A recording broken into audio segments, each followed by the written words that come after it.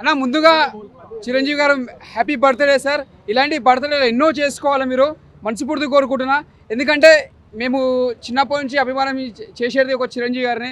మేము ఒక చిన్నప్పటి నుంచి ఒక ఖైదీ సినిమా కానీ చిన్నప్పటి నుంచి ఆయన చూడడం లైక్ చేయడము, అప్పటి నుంచి లైక్ చేయడం ఇష్టము. తర్వాత కూడా చిరంజీవి అంటే చాలా బెస్ట్. ముందుగా వచ్చాడు ఇంద్రా సినిమా వచ్చినప్పుడు, మేము చిన్నగా ఉండే సినిమా వచ్చినప్పుడు అప్పట్లో ఒక ఆడియో క్యాసెట్ రిలీజ్ అయినప్పుడు ఒక సెన్సేషన్. అంటే ఒక క్యాసెట్ కొనుక్కోవాలన్నా కూడా మేము పొద్దున మార్నింగ్ లేచి సుప్రీం ఆడియో సెంటర్కి పోయి ఒక ఇందిరా క్యాసెట్ పోయి కొనుక్కునేటోళ్ళము. అలాంటి మణి శర్మ మ్యూజిక్ కానీ ఆ సాంగ్స్ కానీ మేము ఎంతో ఎంజాయ్ చేసేటోళ్ళము. అంటే ప్రతి దగ్గర ఒక వినాయక చవితి కానీ ఒక దసరా కానీ ఏ పండుగ వచ్చినా ఆ సాంగ్స్ మీద డ్యాన్స్ చేసేటోళ్ళము. ఇందిరా సాంగ్స్ మీద అంటే ఒక్క సాంగ్స్ కాదు, ప్రతి సినిమాలో ఒక ఇందిరా తీసుకోండి, ఒక ఠాగూర్ తీసుకొని ప్రతి సినిమా. కానీ చెప్పాలంటే ఇందిరా ఒక సెన్సేషన్ సినిమా ఇది. ఇక్కడ బి గోపాల్ డైరెక్షన్లా మంచి బెస్ట్ మూవీ అని చెప్పొచ్చు. అశ్విని దత్తు ప్రొడ్యూసర్ ఈ సినిమాకి. ఇది చాలా బెస్ట్ మూవీ. ఎందుకంటే ఇందిరా కెరియర్లో ఇది చాలా బిగ్గెస్ట్ మూవీ. అంటే చాలా మంది అనుకున్నారు ఇది ఒక ఫ్యాక్షనిజం సినిమా అంటే ఒక చిరంజీవికి సెట్ అవుతుందా సెట్ కాదు అనుకోరు. కానీ బి గోపాల్ గారు కానీ నిజంగా చెప్తున్నా హ్యాట్సాప్ చెప్పాలి. అలాంటి సినిమా అంటే ఒక స్టైల్గా ఒక డైలాగ్స్ కూడా ఒక మాఫియా అంటే ఒక ఫ్యాక్షనిజం లేకుండా ఒక స్టైలిస్ట్గా ఒక మెగాస్టార్ గారు ఒక డైలాగ్స్ చెప్పడం కానీ మొక్కే కానీ పీకేస్తే పీక కోస్తా అంటే ఒక్కొక్క డైలాగ్ కానీ చెప్పడానికి చిరంజీవి గారు ఒక స్టైలిష్గా చెప్తాడు అనమాట. ప్రతి ఒక్క సినిమా ప్రతి ఒక్క సీను అక్కడ ఇంద్రుడు కూర్చుని ఆ ఇంద్రుడు, ఇక్కడ కూర్చుని ఈ ఇంద్రధనస్సుడు అంటే ఒక డైలాగ్ చెప్పడం కూడా ఒక వెరైటీగా చెప్తాడు, ఒక స్టైల్గా చెప్తాడు. కానీ చెప్పాలంటే చిరంజీవి గారికి సాధ్యం. ఒక ఇంద్ర సినిమా అంటే ఒక చరిత్రలో నిలిచిపోయింది. ఒక ఠాగూర్, ఒక ఇంద్ర, ఒక మాస్టర్ ఇలాంటి సినిమాలు చిరంజీవి కెరియర్లో ఒక నిలిచిపోయిందనమాట. ఈ బెస్ట్ మూవీ చాలా బెస్ట్ మూవీ.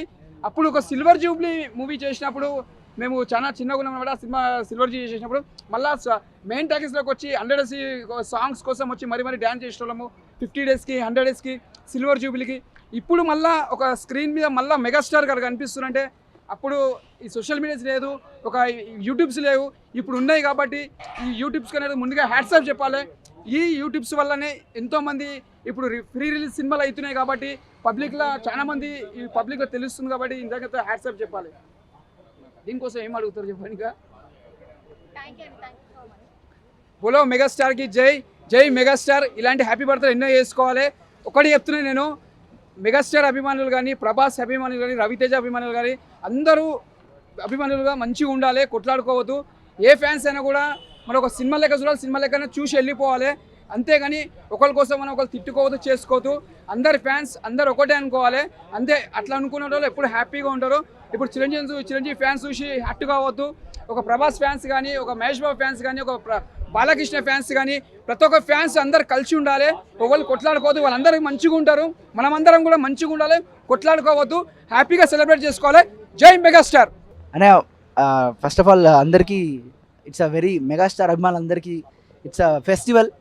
ఎందుకంటే వేరే ఏ సినిమా రిలీజ్ అవ్వడం ఒక ఎత్తు అయితే, రిలీజ్ అవ్వడం ఒక ఎత్తు అయితే, ఇంద్ర అది కూడా అలాంటి ఒక 22 ఇయర్స్ వెయిట్ చేసిన ఒక proper commercial hit movie and ఒక కమ్బ్యాక్ వచ్చిన మూవీ, ఒక స్టార్, ఒక ఏం చెప్పాలి ఇంకా నెవర్ లైక్ ఎవర్ బిఫోర్. ఒక film industry, Telugu film industry ఎప్పటికీ ఎన్ని సంవత్సరాలైనా మాట్లాడుకునే ఒక ఫిలిం. ఒక్కొక్క ఫ్రేమ్ అన్న మూవీలో ఉన్న ఒక్కొక్క ఫ్రేమ్ బోర్ కొట్టని ఫ్రేమ్ ఉండదన్న.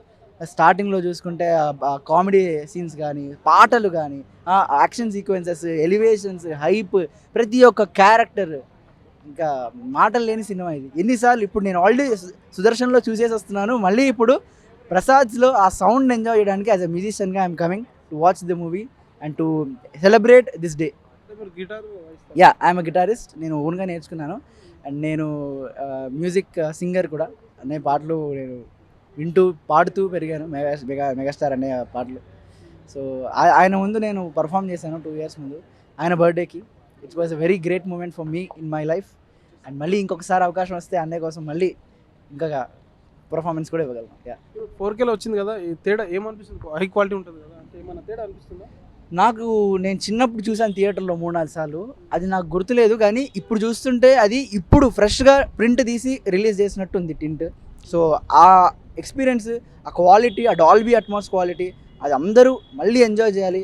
ఎప్పుడైతే మా డాడీ జనరేషన్, మా అన్నయ్య జనరేషన్ వాళ్ళు చూసి తరించి ఎంజాయ్ చేశారు, ఇప్పుడు నెక్స్ట్ 25 years 22 years తర్వాత నా జనరేషన్, నేను ఇప్పుడు పెద్దగా I'm the current youth. So నేను ఎంజాయ్ చేయడానికి రిలీజ్ చేసిన proper my favourite star movie. ఏమైనా చేంజెస్ ఉన్నాయా సినిమాలో అప్పటికి ఇప్పటికి? లేదండి, ఎవ్రీథింగ్ ఈజ్ సేమ్. అండ్ స్టార్టింగ్లో it's a very great thing, Vyjayanthi movies banner వాళ్ళు మనకి చనిపోయారు కదా అల్లు రామలింగ గారు అండ్ వాళ్ళు, సో వాళ్ళకి డెడికేట్ చేస్తూ ఒక ప్రింట్ వేశారు, which is a very good thing done by the producers. So after 22 years వాళ్ళు మనకి లేరు, మన ఫిలిం ఇండస్ట్రీలో జెమ్స్ వాళ్ళు కూడా. So we miss them.